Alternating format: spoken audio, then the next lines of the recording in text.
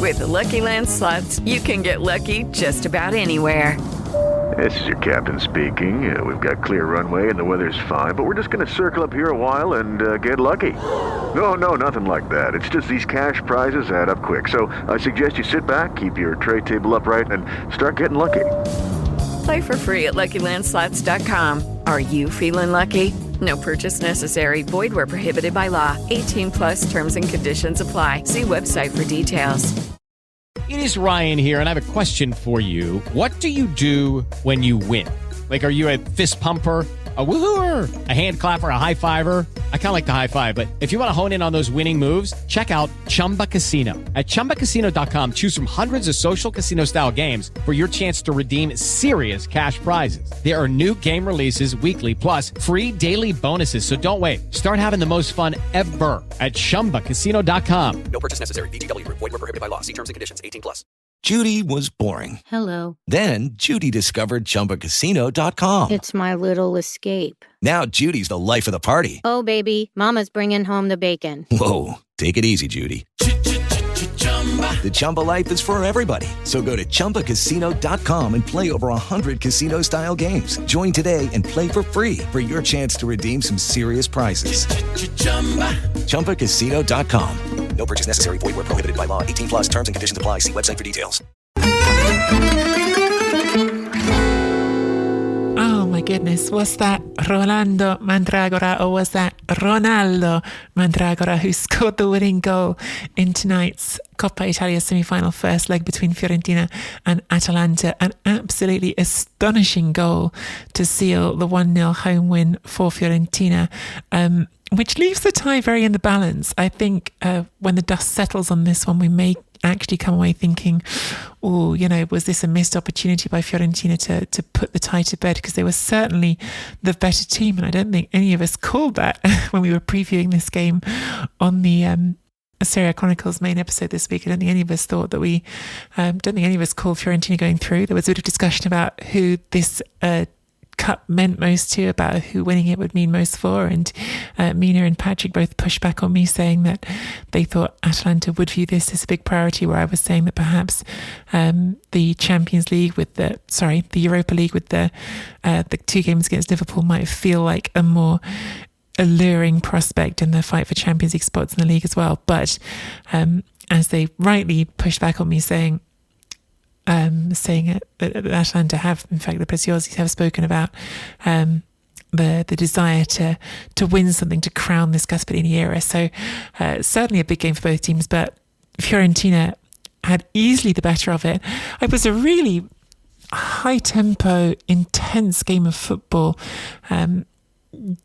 more than overspilling at certain points. I think there were 32 fouls in total in the game, which is a lot. I think this point was flagged up by Ultimo Uomo, but the most fouls on average by any team in Serie A this season is Verona, who are giving away just shy of 14 fouls a game. So if you think 2 Veronas would still only average 28 fouls a game, this game had 32, which tells you something, if you weren't watching it, about what sort of game it was. Really, 2 teams who I think both wanted to be able to set the tempo. Both teams wanted to be able to dictate and play high up the pitch, and they collided, and Fiorentina got the better of it. I think there were some really smart tactical decisions by Vincenzo Italiano, who, by the way, has a really nice record against Gasperini. I think 5 wins in 9 head-to-heads, 2 draws, only 2 losses. You wouldn't necessarily think that, given how much praise all of us,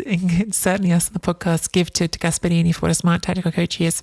It almost feels like the job that he's done at Fiorentina has gradually been underestimated, it feels like, the last little bit, because this season has slightly gone off the boil, because they're no longer hammering on the door of those Champions League places, perhaps because as well we've got a new media darling in Thiago Motta and Bologna.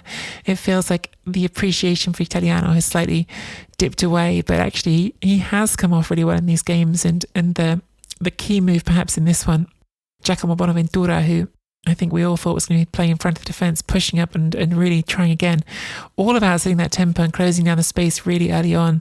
It wasn't necessarily pretty. I don't think that either team expressed itself in as compelling a way as they're capable of. I think both these teams can play quite creative and pleasant, easy on the eye attacking football, whereas this became more of a battle because of that real struggle to see who was going to win the right to impose itself, to decide whether the baricentro, where the centre of gravity of this game was going to be. And Fiorentina, like I say, won it. And I think that comes down to a few things. It comes down to that positioning of Bonaventura, who was certainly pushing higher and squeezing the space for Atalanta from quite early in the game.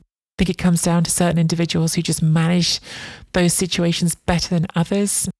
Lucas Beltran, really a smart performance from him at times. I think he showed he can hold the ball up. He shows he knows how to protect possession, which was so important in a game where, again, just violent challenges throwing in left and right. You need someone who can shield the ball, and I think he really showed that to be part of his skill set in a way that, for instance, someone like Moranchuk, who you look at for Atalanta as being that player who wants to take an extra second on the ball, who wants to be able to express his creativity and to make Atalanta more than just this get in your face high tempo team.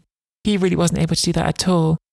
There's this gif that I've just been looking at from the game of Beltran, and it almost for the Game of Thrones out there, it's almost like a Hodor moment, let's put it that way, without trying not to spoil it too much. Listen, if I'm spoiling Game of Thrones for you, then you need to catch up because it's been out for quite a few years. But almost that sort of moment of just resisting this great pressure behind him to create space and to take some room on the ball. But really, it was chaos at times all over the pitch. You had this extremes on both sides. You had players like Kolasinac, who, of course, another one of those ones I'll remember from Arsenal days, advancing all the way up from.